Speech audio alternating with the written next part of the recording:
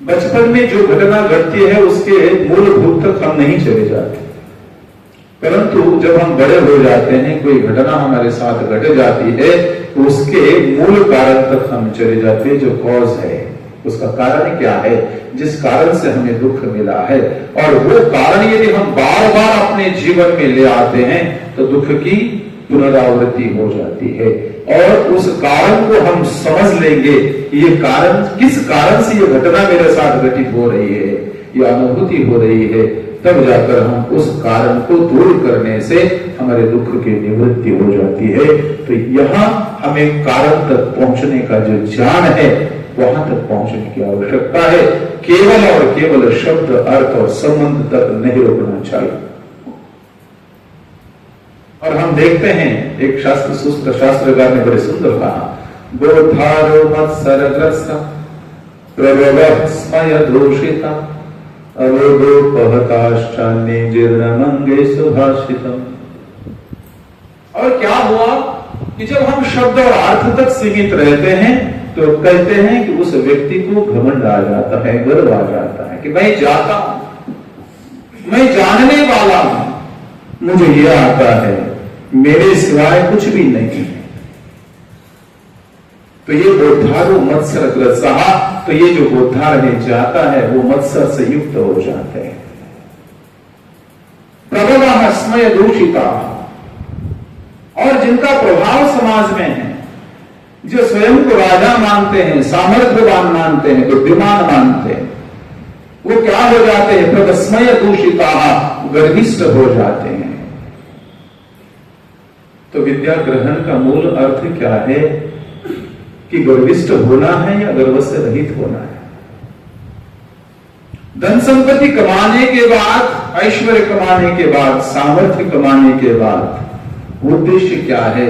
क्या झुकना उद्देश्य है या फिर लोगों को परेशान करना उद्देश्य है?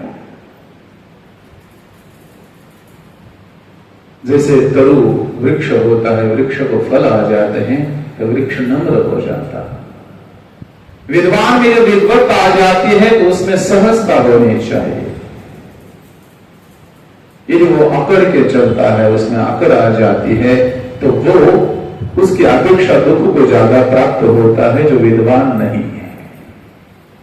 तो कहने का तात्पर्य क्या है कि जब भी कुछ चीज हमें प्राप्त होती है, उस चीज का, उस वस्तु का, उस ज्ञान का हम समाज के लिए यदि प्रयोग नहीं करते तो वो शून्यवत है, उसका उपयोग नहीं है।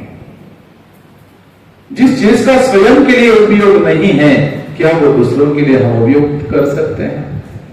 जिस चीज को प्राप्त करने के बाद हम अपने परिवार से अलग हो जाते हैं, हम अपने समाज से अलग हो जाते हैं, हम अपने परमात्मा से अलग हो जाते हैं।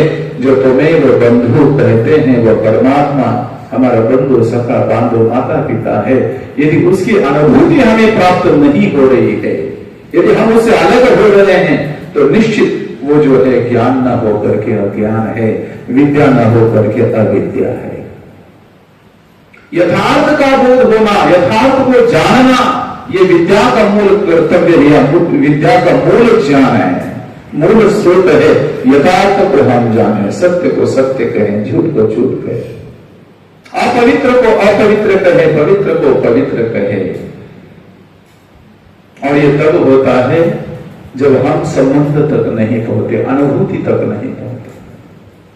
नीति शतककार भर्तृहरि बड़े सुंदर शब्द में कहते हैं, यदा किंचित जोहम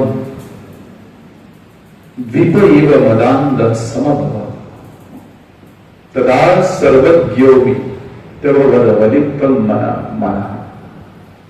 यदा किंचित किंचित बुधजन सकाशादवगतम् तदा मूर्खोस्मीति ज्वरैव मदो मे व्यपगतः। राजा भर्तृहरि कह रहे, विद्वान की क्या स्थिति होती है जो अल्पज्ञ होता है, जो शब्द और शब्दों के अर्थ, अर्थ से भाव से संबंध तक जो नहीं पहुंचा है, उसकी स्थिति क्या होती है? कभी कह रहा है मेरी स्थिति वो है जैसे मैं मदोन्मत्त हो गया, जैसे हाथी होता है, मदोन्मत्त हाथी की तरह मैं अपने आप को मान रहा हूं मैं सबसे बड़ा विद्वान हूं, सबसे बड़ा शक्तिमान हूं, सबसे बड़ा बुद्धिमान हूं,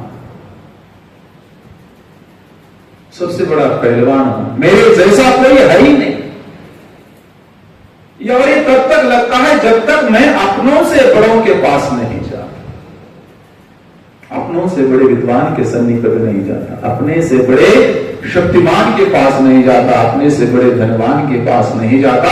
क्योंकि इस संसार में हम यदि अपने आप को सर्वोच्च मानते हैं तो वो गलत है, वो दुख का कारण है। हम यदि अपनी सीमाओं को समझें, परमात्मा से बड़ा तो कोई है ही नहीं, परमात्मा से बड़ा ज्ञानवान कोई नहीं है, धनवान कोई नहीं है, ऐश्वर्यवान कोई नहीं है।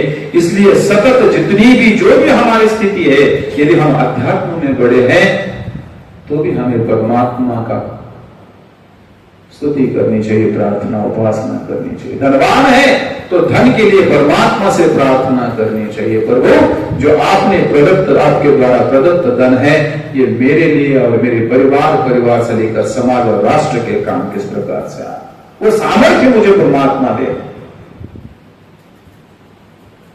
तो यदा किंचित जो हम बुध, और जैसे जैसे मैं सन्निकट चला गया किसके, विद्वानों के, तो कहते हैं मेरा गर्व वैसे हरा जैसे मैंने दवाखाने में जाकर, जैसे मैं दवा लेता हूं, दवा खा लेता हूं, जैसे मेरा ज्वर जो पीड़ा है, बीमारी है, जैसे अलग हो जाती है, वैसे ही विद्वानों के सन्निकट जाने पर जो मेरे को लग रहा था कि मैं बहुत बड़ा विद्वान हूं, मुझे समझ में आया कि मेरी स्थिति क्या है, जाने क्या।